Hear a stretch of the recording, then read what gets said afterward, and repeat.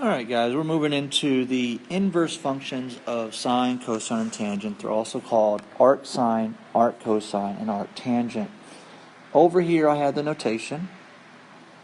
If you see sine with the -1, or cosine with the -1, or tangent with the -1 on the inside like it's written here, this actually means it's going to be the inverse of sine. Not the reciprocal, but the inverse of sine.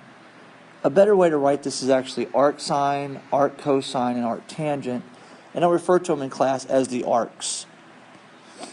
Now each of these have their own domain and range, and it's important to know the domain and range because when you use a calculator or the unit circle, you have to know specifically where to look. For arcsine, the domain is -1 to 1, and what that means is any x value you have, it must be between -1 and 1.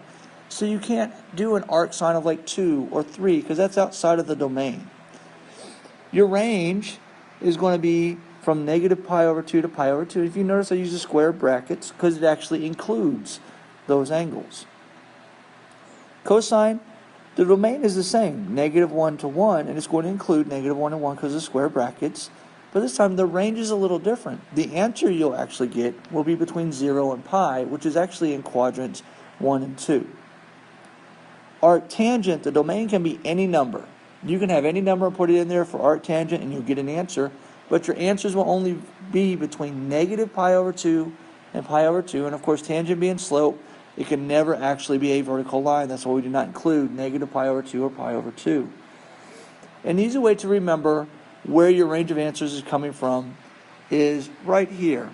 I have my little quadrants 1, 2, 3, and 4 drawn, and I spell out the word cast.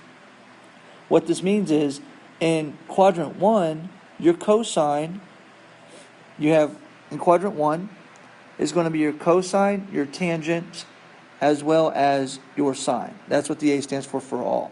In quadrant 2, the A, you only have quadrant. In quadrant 2, you only have cosine. And in quadrant 4, you have sine and tangent. Easy way to remember it, just spell out cast, but starting in quadrant 2, going to 1 down to 4, and you'll know where you're going to be able to find everything at. Alright, so let's actually do some practice and see how this actually works. Now the whole thing with the inverses, with these arcs, is that I give you the ratio of two sides of a triangle, and you give me the angle. What we've been doing up to now is I gave you the angle, and you gave me the ratio, like sine of 30 degrees. Well, sine of 30 degrees is 1/2, 1/2. Now I want to give you what is arcsine of 1/2, and I want you to give me the angle. So the first set of problems we're going to do are actually going to be using your unit circle, and that's why I have the unit circle right here for you guys, so we can actually take a look and see where we're actually getting our answers from.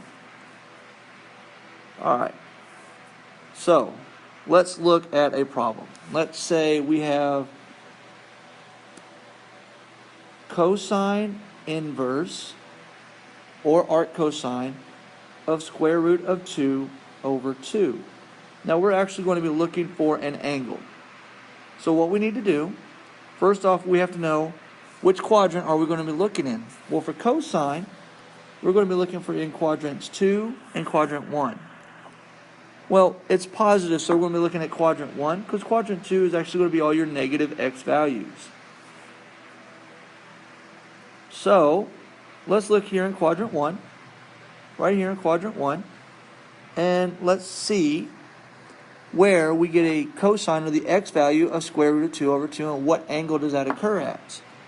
Well, if you look right here, 45 degrees gives me the square root of 2/2, comma square root of 2/2. Our cosine value is square root of 2/2, which is what we're looking for, and our angle is 45 degrees, or pi/4. So the answer to cosine inverse or arccosine of square root of 2/2 is 45 degrees, or